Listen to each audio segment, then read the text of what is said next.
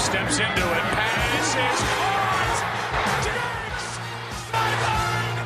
Touchdown! Unbelievable! Pass is intercepted at the goal line by Malcolm Butler. Unreal. Touchdown! Kansas City! Damian Williams runs to immortality and will be remembered forever in the Chiefs' kingdom.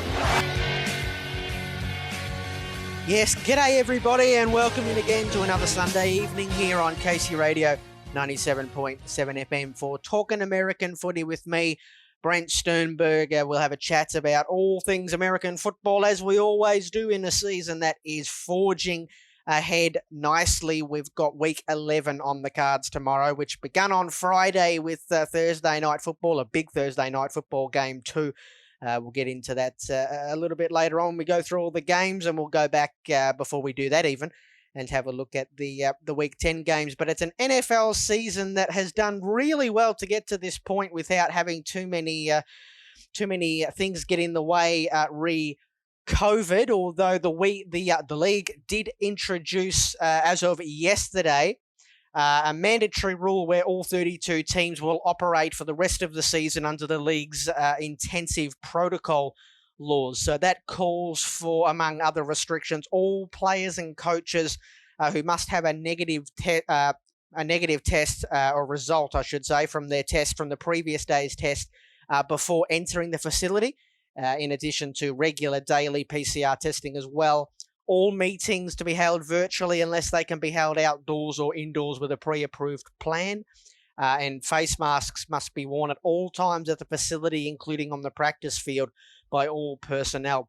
Meals as well, they must be served in grab-and-go style to prevent people from congregating in meal rooms. And locker room use is strongly discouraged on game day, on non-game days, I should say. So strongly discouraged, not banned, but strongly discouraged. So we'll see how that plays out. The protocol also prohibits team or player gatherings away from the facility, so that's going to be particularly important with Thanksgiving, of course, coming up next week. Until now, the intensive protocol, which had been introduced on October the 1st, was reserved for teams that had positive tests or teams that had been exposed to another team, to an opponent that had a positive test. 28 teams had been in the intensive protocol at some point this season, and many had voluntarily adapted some of the restrictions, but now that's mandatory as of yesterday. So the NFL are pretty keen to forge ahead and get through the rest of this season as safely as they can and without interruptions to the schedule, which, like I say, is up to week 11. Most of the games will occur tomorrow morning, but we'll have a look back as we normally do in the first segment here on Talkin American Footy at week 10 last week and cast our eye all the way back to Thursday night football, which saw Indianapolis get a big win on the road against the Tennessee Titans. The Colts won 34-17 in that one, sending both teams to a 6-3 record. Tennessee, they led 17-13 in the third quarter, and then they had a whole bunch of special teams meltdowns, including a blocked punt and a missed field goal as well in the second half. And they went down in that one, and Indianapolis, by way of tiebreakers, now sit on top of that division. The Colts own Tennessee. They are 28-9 now against the Titans in regular season games since 1998. And after a good start, Tennessee, they've now lost 3 of their last 4 games. These two teams will play again next week, and that game will be in Indianapolis. So a chance for the Colts to really take a stranglehold on that division. Of Sunday's games, Tampa Bay beat Carolina 46-23. The Bucs landed in Charlotte after a flight delay of more than 7 hours brought on by mechanical issues, and I think they spent like 5 hours on the tarmac. Ronald Jones, he was in the doghouse after a first quarter fumble that set up the Panthers' opening score, and then after that he went on to have a 98-yard rushing touchdown, which was is the longest in franchise history for the Bucs. Carolina, their losing streak now stretches to 5 games, so a good bounce back win for the Bucs there after being destroyed by the Saints on Sunday Night Football. Cleveland beat Houston 10-6. That's the fewest points for the Browns in a win since week 8, 2012. Nick Chubb returned to the Browns lineup for the first time since suffering a knee injury in week 4, and he hung 126 yards on the Texans defense and a touchdown, more importantly. Driving rain and fierce winds in Cleveland grounded the passing games of both teams in a low-scoring affair, 10-7, as I say.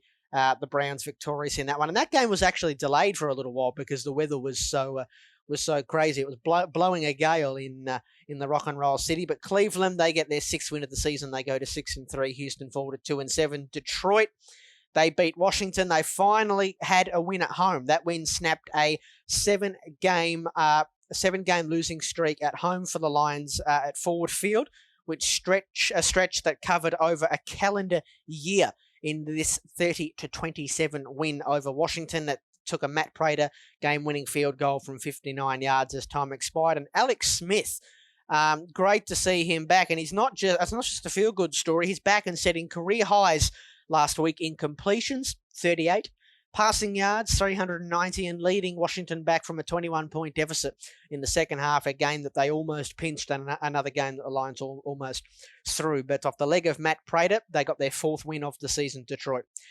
Green Bay and Jacksonville, it was a bit of a dogfight there for the Packers. They got the win in the end, 24-20.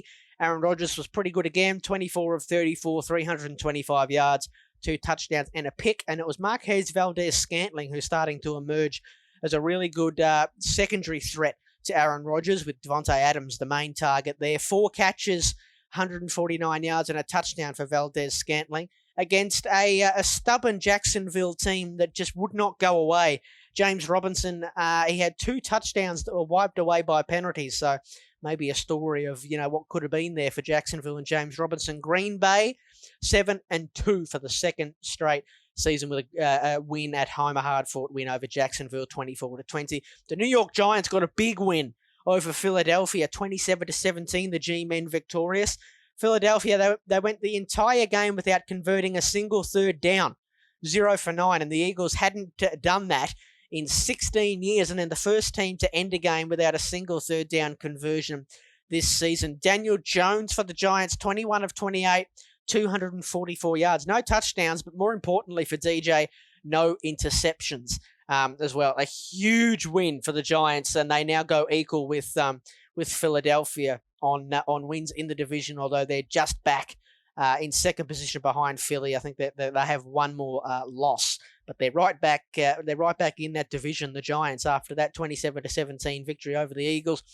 Pittsburgh made light work of Cincinnati. They won 36-10. They've now won 10 straight games over the Bengals. The Steelers, Ben Roethlisberger is absolutely slinging it, registering season highs in passing yards, 333, and passing touchdowns, 4, behind 46 pass attempts in Sunday's win. Joe Burrow, he looked out of sorts playing against Pittsburgh's elite defense. So a good win there for the Steelers, who remain undefeated. Arizona, they beat Buffalo 32-30 in what was one of the great finishes you'll see this season. 43-yard touchdown grab from DeAndre Hopkins with 2 seconds left. And per Next Gen Stats, Kyler Murray, he scrambled on that play 30.2 yards prior to the pass, and then threw a ball that covered 51.7 yards of air distance to Hopkins, who was blanketed by 3 defenders, and it was the third most improbable completion of Murray's career to date at 16.9%. So just an incredible play to break the hearts of the Bills, and it really did hurt after what was possibly the best throw of Josh Allen's career on the drive before that, an opposite hash touchdown back across the field to Stephon Diggs, a touchdown pass there to give them the lead, which is now an afterthought after the way that one ended for the Cardinals. So a close-fought game there and an unbelievable finish. Arizona winners in that one. The Raiders, they beat Denver 37-12. The Las Vegas Raiders have now won 5 straight home games against Denver. That, of course, spans 2 stadiums and 2 cities even. And the Raiders, they had 5 takeaways in the victory over Denver. Drew Lock, he might need a strong finish to the season in the final 7 weeks to keep the faith there. 5 of those turnovers were 4 interceptions thrown, of course, by Drew Lock. The LA Rams, they had a good win over Seattle. They won 23-17. The Rams have now won 5 of the last 6 against Seattle. They always seem to play well, the Rams, against the Seahawks. The Rams didn't get a Jared Goff touchdown pass or a single Aaron Donald tackle on Sunday and still had a win there in a big divisional bout. And the three-headed rushing monster for the Rams with Malcolm Brown, Darrell Henderson and Cam Akers accounted for 99 yards and 3 scores in a 23-16 win. Over the Seahawks, Russell Wilson threw 2 interceptions and lost a fumble on a low shotgun snap in that one. He also made a costly and uncharacteristic clock management error late in the game when he failed to get out of bounds on a scramble when he should have. So a disappointing loss there for the Seahawks, but a good win for the Rams, which pulled these two teams both to 6-3, although the Seahawks have played since then. They played on Thursday Night Football. I'll touch on that one after the break. But the Rams victorious there, 23-17. New Orleans beat San Francisco 27-13. The big concern after the game, though, for the Saints was Drew Brees, who missed the second half after getting rocked on a hit by Niners defensive end Kentavious Street.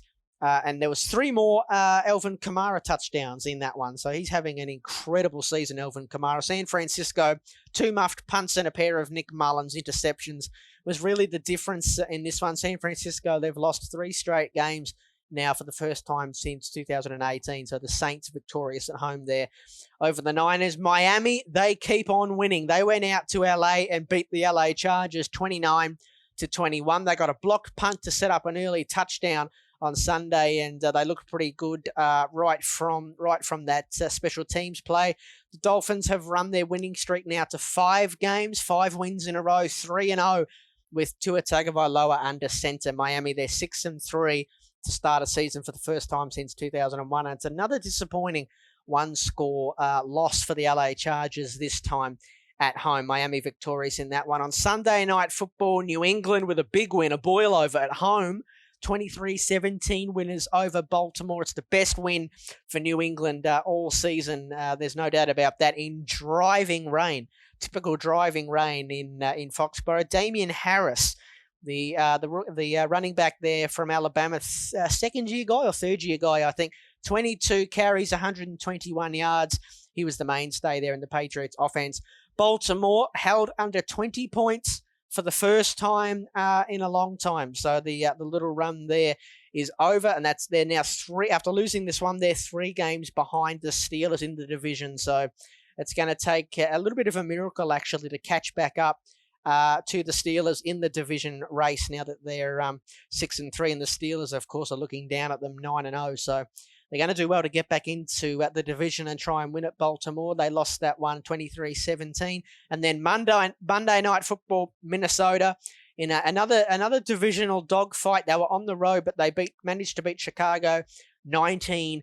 It's taken 10 tries, but Kirk Cousins finally has won a game on Monday Night Football. He went 25 of 36, 292 yards, a touchdown and 1 interception. And Dalvin Cook was kept quiet by his standards. He ran the ball 30 times and managed 96 yards. For the Bears, Cordarrelle Patterson, his kickoff return was their only touchdown for the game, and that was his 8th kickoff return touchdown, which ties the NFL record. So he's been an incredible special teams player over the journey, Cordarrelle Patterson. Nick Foles was injured in that one for the Bears, unfortunately, so it looks like Mitch Trubisky will play tomorrow.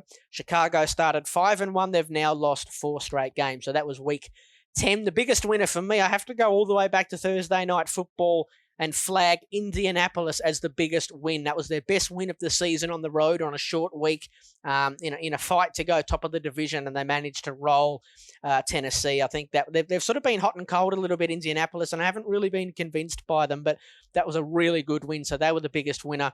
The biggest loser for me was Philadelphia. I mean, I know they're having a bad season, but they have no right losing to the New York Giants, and that was just a killer blow that really opens that division up now. I mean, it's been opened anyway with teams not being able to win too many games so far through the first half of the season and a bit, but that was such a bad loss for Philadelphia. And an honourable mention or a dishonourable mention goes to Baltimore as well, who really should have beaten New England. They're a much better team than New England, but they were just they were outgunned, so they'll be disappointed with that one, Baltimore. The teams on the bye last week were the New York Jets, Kansas City, the Cowboys, and Atlanta. They will all return this week for Week 11, which I'm going to turn my attention to after this short break when we return on Talking American Footy with me, Brent Sternberg. You're listening to KC Radio 97.7 FM.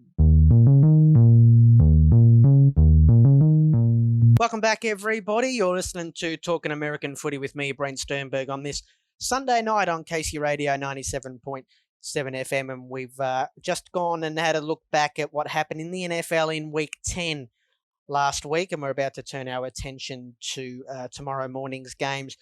The NFL Monday morning, Week 11, but before we do that, we'll go back and have a look at Friday morning, Thursday night football, in which the Arizona Cardinals took on the Seattle Seahawks, and this was a big win, a huge win for the Seattle Seahawks, who knocked off the Cardinals 28-21. In this one, it was a pretty good game, a relatively close-fought affair between the two NFC West rivals. It's a huge win for Seattle on Thursday night football because it puts them back on top of the NFC West. And, of course, having already lost to Arizona earlier in the season, Seattle, that game going to overtime there, and Seattle led for most of that one, you may remember, and then Arizona pinched it in overtime with a field goal to win it. If they had have gone down again, the Seahawks to Arizona would have gone not just on top of the division by virtue of having the better record, but they would have swept the Seahawks and had a stranglehold on the tiebreaker there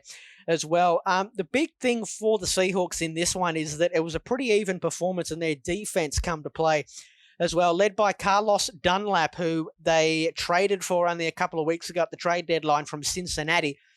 He came up with two big sacks in this one, including the game-clinching sack on Kyler Murray, which caused, of course, the turnover on downs. And then Seattle got the ball back, and with 1-0 down, they were winners on Thursday night football. On the other end, Kyler Murray, fresh off that incredible Hail Murray, they're calling it the Hail Mary to DeAndre Hopkins that I mentioned before the ad break. Still can't get over that. That was just an incredible throw, an incredible catch, and an unbelievable finish. But he backed up on a short week on the road as well and struggled a little bit in this one, Kyler Murray, albeit with a bung right shoulder that you could, for anyone that watched that game, you saw that he was sort of struggling with it all night. Although he still had an okay stat line, 29 of 42, 269 yards and 2 touchdowns, but just couldn't quite get the job done there, the Arizona Cardinals. So they now sit in second or third now because they're 6-4. The Rams, for the time being, go above them at 6-3 into second. But, of course, the Rams still have to play tomorrow as well. In fact, not tomorrow. They play on Monday Night Football against Tampa Bay. So Seattle sitting pretty on top of the NFC West as things currently stand. Let's turn our attention now to the games tomorrow morning, beginning with this first one here, 5 a.m., all these early window games at 5 a.m., of course, tomorrow. Cincinnati, the 2-6-1 Cincinnati Bengals at Washington to play the Washington football team, who are 2-7. Big Ben Roethlisberger carved up an injury-depleted Bengals secondary last week for 333 yards and 4 touchdowns. And the Bengals, they look like they have improved, and they look like they've found their young quarterback. But against the really top-notch teams in their division, that being Baltimore and Pittsburgh, they've been outscored the Bengals 63-13 this season. So they're playing a team tomorrow that are more on their level, that being Washington, but they've still got a long way to go, of course, before they can match it with those good teams. Joe Mixon, who hasn't played since week 6, was officially put on injured reserve yesterday. Was that today? I think it was earlier today, actually. He was put on injured reserve, so we won't see him for the next 3 weeks, which is a real shame. And then Alex Smith, I mentioned it's just incredible to see this guy back. He led Washington back from a 21-point deficit in the second half last week, and they just fell short. And maybe, they drafted Dwayne Haskins, Washington, and then Ron Rivera come in and brought Kyle Allen over. Maybe Alex Smith is their starting quarterback after all. Remember, they traded for him from Kansas City. Kansas City wanted to move ahead with Patrick Mahomes. And now they've got Alex Smith back. Before, he was playing pretty good football before he had that horror leg injury, and then everyone sort of thought, well, if you can come back from that and even play one game, that would be a bonus. Such was the horror extent to that leg injury. But he's been playing okay, and he played really well last week against Detroit. They just couldn't get the job done. So maybe he was their starting quarterback after all, Washington. And in a roundabout way, they've got there. There's no debate this year as to who the comeback player of the year is. That is Alex Smith. I don't think there's any argument to be had there. This game, of course, is the matchup between the top two picks from the draft last year, or this year, I should say, last April, Joe Burrow and Chase Young. Not an exciting game, this one. It's hard to get excited about, but it will have draft implications with both of these teams. Currently, I think, if the draft was tonight, they'd both be picking inside the top half a dozen. It's at Washington. It's in Washington, I should say. I think Washington will win as well. I think Washington will win at home. I think they'll beat the Cincinnati Bengals there. Turning our attention now to Atlanta at New Orleans, a showdown here in the NFC South. Atlanta coming off the bye after winning 3 of their 4 games prior to that under Raheem Morris. Of course, they were 0-5 under Dan Quinn. In that time, so since week 6, Atlanta are averaging 30.3 points per game. So they're putting up points, this Atlanta team. They're currently sitting 3-6. Taysom Hill is going to start in place of Drew Brees, the injured Drew Brees, and not Jameis Winston. That is a really interesting move that has raised some eyebrows amongst the NFL world, including my 2 eyebrows. Really strange decision from Coach Sean Payton there. Drew Brees is on injured reserve. He's going to miss at least 3 weeks. He suffered 11 rib fractures, 8 on the left side and 3 on the right. Ouch. So that's going to be Drew Brees done for a few weeks, and hopefully he can recover from that and come back and continue to lead a New Orleans team that are starting to really fire up. And we'll see how they go now with Taysom Hill at quarterback, of all players, the gadget guy, Taysom Hill. Alvin Kamara, get this, he's never scored a touchdown against Atlanta in 6 games. Surely that will change tomorrow morning. I suspect it will. This one is in New Orleans. The 7-2, the Saints playing Atlanta, who I said are 3-6. I think New Orleans will get their 8th win of the season. Pittsburgh at Jacksonville, the undefeated Steelers. Jacksonville 1-8. The Steelers are the only team since 1940 to win 3 games in a row while rushing for less than 50 yards in each game. So the running game's not up and going, but the Steelers are. They're winning in spite of their running game not really doing that much. In week 10, the team was led by different players in 3 key receiving categories. Juju Smith-Schuster led in receptions with 9. Deontay Johnson led in receiving yards with 116. And Chase Claypool led in receiving touchdowns with 2. And in fact, Chase Claypool now has 9 career scrimmage touchdowns through 9 weeks. His career is, of course, 9 weeks old. And that's the most by any wide receiver in that time span, rookie or otherwise, since the 1970 merger. Jacksonville, on the other hand, they have led or been tied in the 4th quarter in 3 of the 4 games that they've played against teams above 500 this season. And the Steelers have won 5 of 9 games. 5 of their 9 wins have come by 1 possession. And the Jags played Green Bay tough last week. So I don't want to sound like I've completely lost my marbles, but this is in Jacksonville, and this is a team that the Steelers have struggled with historically, particularly recently. So maybe an upset. Maybe they should be on upset alert, the Pittsburgh Steelers. I'm picking them to win, but as a Steelers fan, I get nervous when they play Jacksonville, and Jacksonville have been playing a little bit better than their records suggest, particularly the last 2 or 3 games. But the Steelers, surely they'll be okay in this one. New England at Houston is the next game. New England have 1 receiving touchdown from a wide receiver this season, which is the fewest through the first 9 games in franchise history. The Patriots, they're averaging 21 points per game, which is the fewest in the Bill Belichick era, which of course dates back to the year 2000 when Big Bill took over. Houston are allowing 167 rushing yards a game, which is the most in the NFL, and that's not good news with Damian Harris coming to town, who has 100-plus yards in 3 of his 6 games this season. They've found a bit of a running back there, the Patriots, Damian Harris. Although I did see, I think Sony Michel is returning as well. I think he's off injured reserve, so it'll be interesting to see where they go. How bad is the Houston defense. They're on track to be the only defense in the last 25 seasons, along with the famed infamous Detroit defense in 2008, the winless Detroit Lions, to finish last in rushing defense and opposing quarterback rating. That's how bad they are. Deshaun Watson as well is the only Houston quarterback to beat New England since 2010. And I think he might do that again. I think the Texans might win at home to New England, despite the fact they are coming off a big win on Sunday Night Football. I'm going to stick my neck out and pick the Texans in that one. Philadelphia at Cleveland. Philadelphia have won 5 straight versus Cleveland. The last Cleveland win over the Eagles was Week 11, 1994, if you can believe. Carson Wentz is the only quarterback to start every game this season and have a sub-100 passer rating in each game. And the Eagles, they now face a stretch of 5 straight games out of the division against winning teams. So no cushy games on the schedule for the next little while for Philadelphia.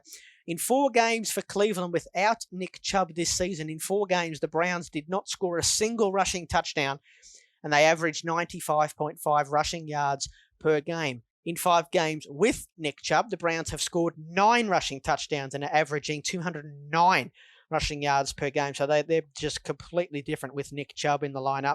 A blow for the Browns, though. Myles Garrett won't play tomorrow. He's been put on the COVID list. So that's a big blow. He's leading the league, I'm pretty sure, in sacks, or he's up near the top anyway, Myles Garrett. He's been a beast this season. This is in Cleveland. I think Cleveland will win. I think they've looked a better team than Philadelphia this season.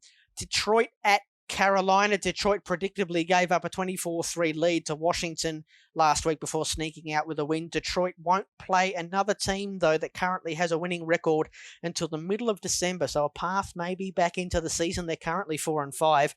While the Panthers, they had an early lead on the Buccaneers as Teddy Bridgewater completed his first 12 passes, including 2 for touchdowns, but couldn't. They ended up getting blown out, really, by the Bucs. Carolina, they're on a 5-game losing streak for the 3rd straight season. And Teddy Bridgewater, he hasn't practiced all that much this week. It looks like he might not play, which is interesting. They're going to go between Will Greer and a guy out of the CFL league, PJ Walker.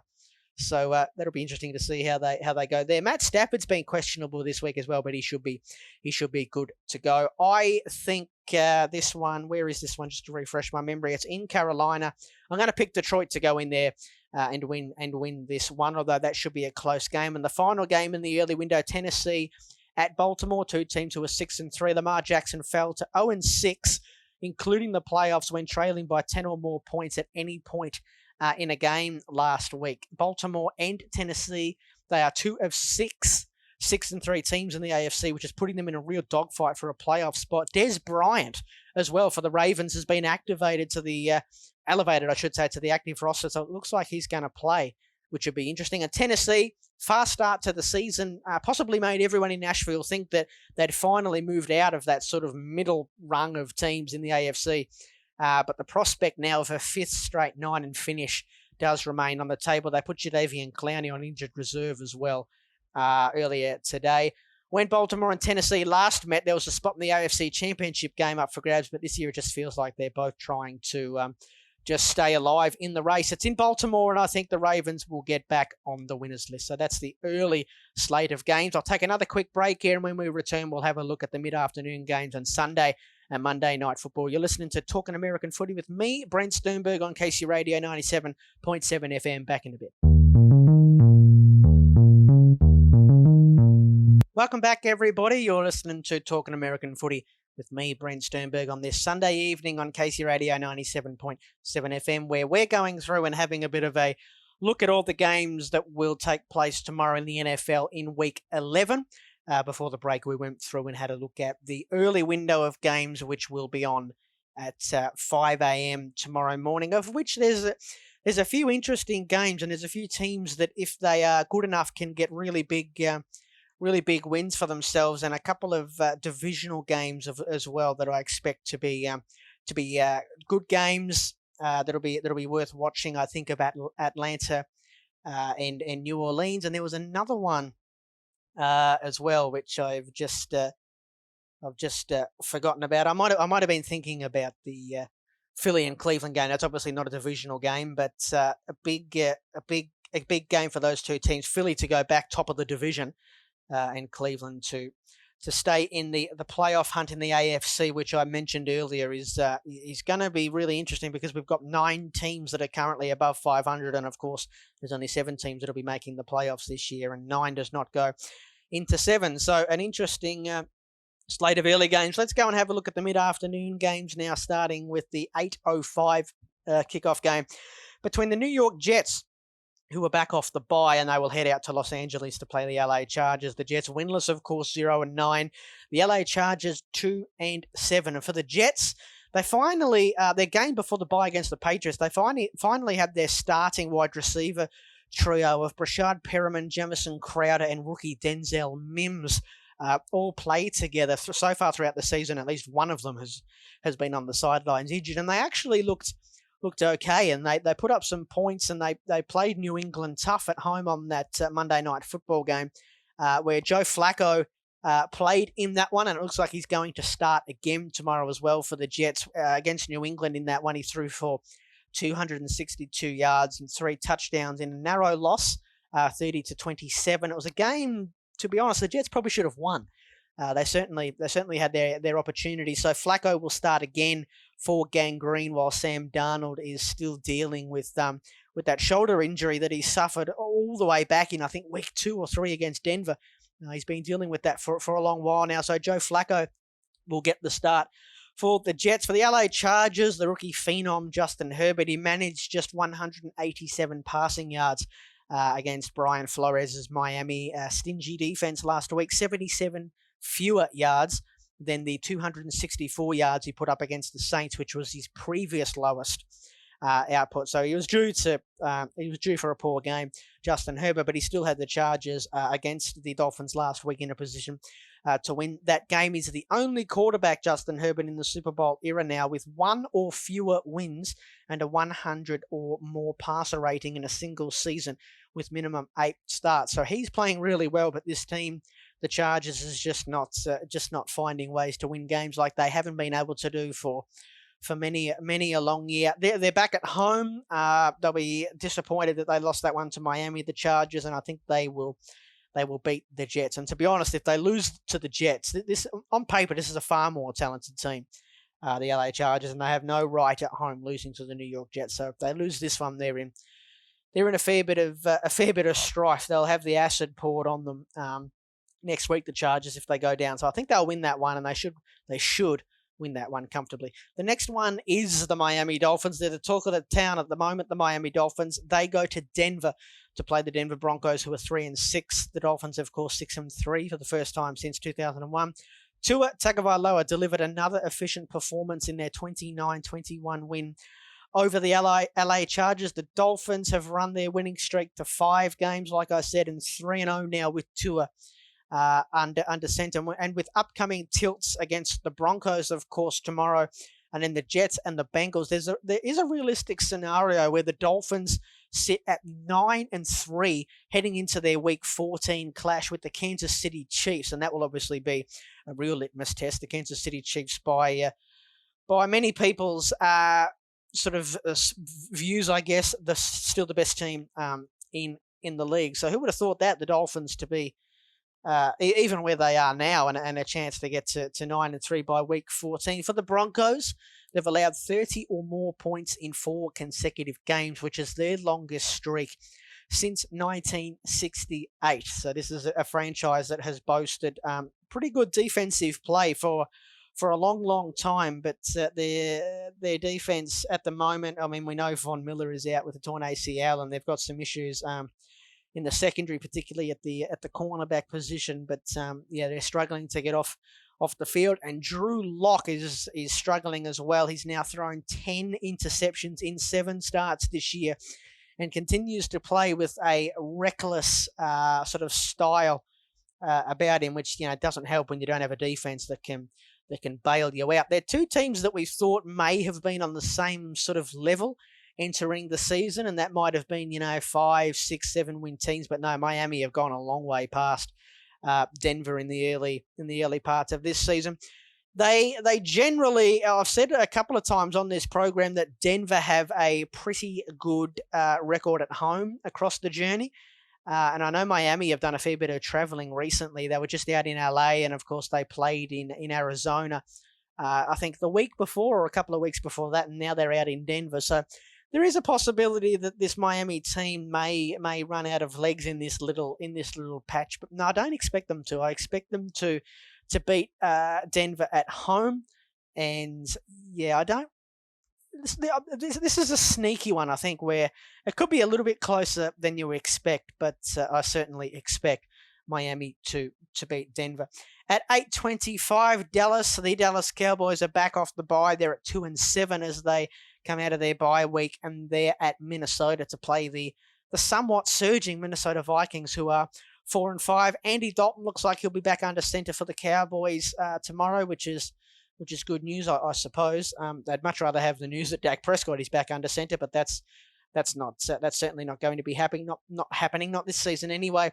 Dallas, they've averaged 10.3 points per game since week 6, which is the fewest in the league in that time span. Even fewer than the New York Jets. So that tells you how bad this offense has been going. And Zeke as well. Zeke Elliott has not reached the 100-yard rushing mark in any game this season. So he got paid in the offseason and is not having a great year. Although I think if Dak Prescott had have been there in the backfield with him to keep defenses honest, that may have been a different story. Although he was struggling when Dak was there. So Zeke needs to sort of put this team on his back if they're going to win some games and win this division, which is still within reach. Which is crazy to say, after 10 weeks and they've only won 2 games, this division is still within reach. So, if they had a chat during the bye and sort of dust themselves off, remind themselves that they've still got some good players in that building, including Zeke, I think they can still get back into this division, Dallas, but they need to get rolling, and they need to get rolling now. The Vikings have won 3 straight after their week 7 bye week. And I think you need to watch Dalvin Cook in this one, who come off a bit of a disappointing week last week against Chicago, and he's going up against Dallas, who are allowing 157 rushing yards per game, which is the second worst in the league. I think Dalvin Cook at home against the Cowboys defense might run wild, and Minnesota will pull back to 500 after they started 1-5. I think they will win this game and go to 5-5. And look out, I think I said this last week, Minnesota, their schedule down the back end is certainly manageable. And there's some games that they can win there. So I think that this is one of them, and I think they'll get back to 500 after 11 weeks, 10 games with one bye, of course, and then they can sort of touch base and think, okay, let's go from here. So Minnesota to win at home in that one. A good game in the afternoon slot here, I think. Anyway, Green Bay at Indianapolis. Green Bay, who are 7-2, in Indianapolis 6-3, coming off a big win on Thursday Night Football. I mentioned their domination over Tennessee. Indy, they've now won 20 of their last 24 games against the Titans after their win on Thursday Night Football, 34-17. The Indianapolis defense are allowing 290.4 yards per game this season, which is the fewest in the league. So they have the number 1 defense in the league this year. It's going to be interesting how that matches up with the Green Bay Packers offense and Aaron Rodgers, who's in good form, and Devontae Adams, of course, and Ronald Jones. Still on the Colts, though, running back Nyheim Hines, who had 115 yards from scrimmage with 2 touchdowns last week, is only one of 2 running backs in the league to lead his team in catches. The other one is Alvin Kamara, so he's in good company there, Nyheim Hines. Green Bay, the first team in the Super Bowl era to average 30 or more points a game and have 5 or fewer giveaways through 9 weeks. So they are having a pretty good season, Green Bay, and the offensive line has been huge. They've allowed 1 sack or fewer in 8 of 9 games so far this season, so they're keeping Aaron Rodgers clean. Interesting game, this one. I think it's a game worth watching. I think it's between 2 teams that we're ultimately going to see in the playoffs and possibly win their division. The Tennessee Titans, of course, will still have something to say about that in the South. I am backing Indianapolis in this one. I think that they're going to win at home. I think they're going to be full of mojo and confidence after knocking off the Titans. So I think they're going to back up and win a good one at home over the Packers, who have been okay. I mean, they got to 7-2, but they've been a little bit wobbly the last couple of weeks. You know, they made a tough game of it against Jacksonville when really they're a much better team than the Jaguars. So, yeah, I think Indianapolis will win at home, but that will be a good game. Sunday night football will be another good game. It's Kansas City at the Las Vegas Raiders. The Chiefs 8-1, the Raiders 6-3. Josh Jacobs for the Raiders. He cleared 100 yards rushing and scored 2 touchdowns before the end of the third quarter on Sunday, and he notched his 7th career 100-yard rushing game, which is the most by any Raiders player in his first 2 seasons, which is crazy when you consider the big-name running backs that they have had. Josh Jacobs, he's had 8 rushing touchdowns in 2020. Kansas City as a whole have had 7. So Jacobs has had 1 more than the entire Kansas City rushing attack. Derek Carr just quietly is producing the most efficient season of his career behind a personal best 107.4 passer rating and a 16-2 touchdown to interception ratio. The Raiders, they had 10 players on the COVID list during the week, but 7 of those have been activated tomorrow, so they've avoided disaster somewhat. Kansas City, they've won 14 of their last 15 games, while they have not lost multiple division games in the same season since 2014. They play the Raiders, who are the only team to beat them in that little stretch. They've won 14 of 15, that one loss, of course, coming to the Raiders in Week 5. Patrick Mahomes has 25 passing touchdowns this season against 1 interception, which is the best touchdown to interception ratio in NFL history, with a minimum of 250 passing attempts. The Raiders have snuck up on us a little bit. They're at home to the Chiefs, but I think the Chiefs will get a little bit of revenge in this one, and I think they will knock off the Raiders in a beauty, I think, on Sunday Night Football. And on Monday night, the LA Rams are at Tampa Bay in another good run. This will be the first NFL game to be officiated by an all-African-American team of officials, so there's an interesting side note.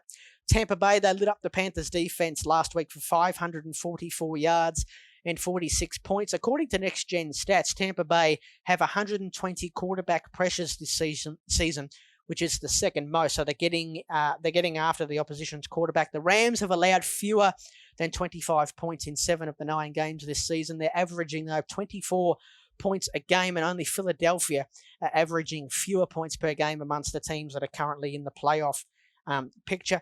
Tom Brady is the only quarterback that Aaron Donald has not sacked out of the quarterbacks that he's faced multiple times. That's incredible. Tom Brady, the only one. I think the Bucks will win on Monday Night Football over the LA Rams in this one. Sunday night and Monday Night Football, we got 2 good games, I think, on the schedule this week. Okie dokie, that's a wrap of Week 11. We'll take our final break. When we come back, we'll have a look ahead or look back at what happened in college football today, and we'll get to your questions as well. You're listening to Talkin American Footy with me, Brent Sternberg, on KC Radio 97.7 FM. Back in a bit. Welcome back, everybody. You're listening to Talkin American Footy with me, Brent Sternberg, on this Sunday evening where we've just gone through and previewed all of tomorrow's games and Monday Night Football as well on Tuesday morning in Week 11 in the NFL. We are up to Week 11, of course, a weekend or a slate of games, I should say, where there are some real opportunities for some teams to gain ground within their divisions and some teams to separate themselves as well. So as always, there's going to be another big week in the NFL, and it was a big day in college football as well today, which I will turn my attention to now. And it's a really important time in college football as well, with, of course, the first college football playoff rankings due to come out on Wednesday morning. So that's going to be very interesting, and obviously there are strange circumstances in which they will be released because, of course, we've only had one conference in particular, that being the Pac-12, that's only been back for I think 3 weeks, and there's a lot of teams that actually haven't played 3 games because there's been a bunch of games postponed. And in terms of postponed games, that's been the case for not just the Pac-12, but a lot of the conferences, and there were a lot of games that were postponed as well just this week in college football. So it'll be interesting to see how the decision makers there that do all of that decide where they rank. Some teams that may have looked good, but they've only played 2 games versus, a team in the SEC that that have only lost one game and played a lot more football, but haven't looked as good. But anyway, we'll go back and have a look at what happened earlier today in college football. We'll go back to Thursday, in fact, where it was Tulsa who were ranked 25th coming into the year. They beat Tulane 30-24. That game went into double overtime, so a good win there for Tulsa. It'll be interesting to see where they come out in the rankings when it all comes out in the wash on Wednesday morning. And then to the games that were postponed, I said there were a few. There were, how many? 5 games postponed and one, in fact, cancelled. So the games postponed were Miami and Georgia Tech, a big one there in the ACC with Miami ranked 12. Texas and Kansas was also postponed. Texas A&M at Ole Miss is postponed as well. That's really rough on Texas A&M, who are actually ranked 5th in the country at the moment, but I think they've had their last 3 games postponed. So that's a difficult one for the Aggies. Louisiana, that is Louisiana and Central Arkansas, their game, that's the one that was cancelled. Marshall and Charlotte had their game postponed. Marshall are having a good year. They're ranked 15th, but didn't play today. And I suppose the biggest one of all is Clemson. Their game with Florida State, another ACC battle there, was postponed as well. But to the games that were played today, Ohio State ranked number 3 in the land. They fought a battle there with Indiana, 2 top 10 ranked teams, and they played them tough. The Hoosiers, but Ohio State won that one 42-35, so they were just good enough in the end. Florida, who are ranked 6th, they beat Vanderbilt 38-17. Coastal Carolina, who are having a terrific season, they're ranked 15th here. They beat Appalachian State 34-23. BYU absolutely made light work of North Alabama with Zach Wilson, their quarterback there, 66-14. They won. They're ranked 8th, but it'll be interesting to see where they come out in the college football playoff. Obviously, outside of the Power 5 conferences, so they're undefeated and they've been playing well. But we'll see. Cincinnati, who are playing well, also they beat UCF 36-33, so a close one there. Northwestern had one of, if not the biggest wins in college football. Earlier today, Northwestern beat Wisconsin 17-7. Wisconsin were ranked 10th, and Northwestern are ranked 19th. So I dare say when the rankings come out on Wednesday, Northwestern will have a pretty big jump in the rankings, I would have thought. Oregon, they beat UCLA 38-35. Oregon are ranked 11th. Alabama, who were the number 1 ranked team in the nation at the moment, they made light work of Kentucky. They won 63-3, and I would expect them to be, continue to be or stay in that position. I think when we see the rankings drop on Wednesday morning, Wednesday morning our time, that is, I think Alabama will be in position number 1. And Devontae Smith, their wide receiver there, who will be very likely a first-round pick in the next draft in April. He actually broke the record for most touchdowns caught by a wide receiver. He caught 2 touchdowns, his 32nd, which was the record equaler, and then the 33rd, which was the record breaker. Of course, he's been a 4-year starter there at Alabama, and he now has the record in the SEC. I think I said college football, in the SEC. 33 touchdowns, and of course he's probably going to catch a few more before the season's out, so plenty of time there for Devontae Smith to have that record all to himself. Iowa State, they shut out Kansas State 45-0.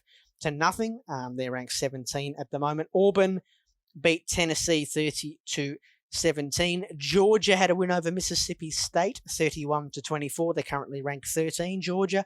I'd expect them to stay around the mark there in the rankings. Oklahoma, they beat Oklahoma State convincingly 41-13. That makes it interesting. Oklahoma were ranked 18th, and the Oklahoma State Cowboys were ranked 14th. So that will make it very interesting indeed to see what happens when the rankings come out. Liberty, who are having a nice season, they were ranked 21 going into this week's games, but they lost a close one to North Carolina State 15-14. The North Carolina State team was unranked, so they may take a bit of a tumble, Liberty. And USC in the late game, their third win of the season, they beat Utah 33-17. Poor old Utah. Most other teams in the Pac-12 have played 3 games, and Utah have had their first 2 games cancelled and then finally got to play against USC. So they're not ranked at the moment, Utah, and USC were ranked 20th. They may jump up. We'll see what happens there with the Trojans. So that was college football. Like I keep alluding to, the rankings will be out on Wednesday morning. I expect Alabama to come out on top with the first official rankings. Number 1, I think Notre Dame, who didn't play this week, with their big win over Clemson, that'll hold them in good stead. I think they will be the second team, ranked number 2. Then you'll probably see Ohio State, who were in a tough one earlier today against Indiana. They'll be number 3, in Clemson, I guess, who had their game postponed this week, will be ranked number 4. I'd be surprised if any other teams find their way into the top 4. So I think it'll be Alabama, Notre Dame, Ohio State, and Clemson. Okie dokie. So that's the state of affairs in college football. To your questions now that you guys have sent through to me, of course, you can find me on Twitter at theboylives_26 if you want to shoot through some questions to ask me, or you can just look up the page, Talkin American Footy page on Twitter or Facebook, and leave some questions there, and I will get to them on the episode. And these people have sent through some today, and we've got the first one here from Chris. Do you think we can read anything into the Saints quarterback situation moving forward with the decision to play Taysom Hill over Jameis Winston? I reckon we can. This is a really interesting decision for the Saints. Obviously, they brought in Jameis Winston. Coming into the year, a lot of people thought that might have been a decision to maybe have Jameis Winston play as the backup and then free up Taysom Hill to sort of continue to be the gadget guy. Although Taysom Hill, he was a free agent, a restricted free agent coming into the year, and they signed him to a 2-year contract extension, Taysom Hill, and he is now the highest paid backup in the league. So maybe we shouldn't be that surprised, or maybe we shouldn't be as surprised as we are. But Jameis Winston, they signed him to a 1-year deal in the off season, and they're not paying him that much money. I think he signed a $1.1 million 1-year deal, and Taysom Hill is on considerably more than that, albeit he's the backup. I think he's on like 10 million. Or something or other. I don't know exactly what this means moving forward. Obviously, they've got Taysom Hill under contract for 2 years, so 1 year after this one and the year following, and they've got Jameis Winston under contract for just this year. So if they really are going to move forward with Taysom Hill, I'm not sure that's the thing to do. Taysom Hill's going to start tomorrow for the New Orleans Saints, having only thrown 20 passes in his career, including playoffs.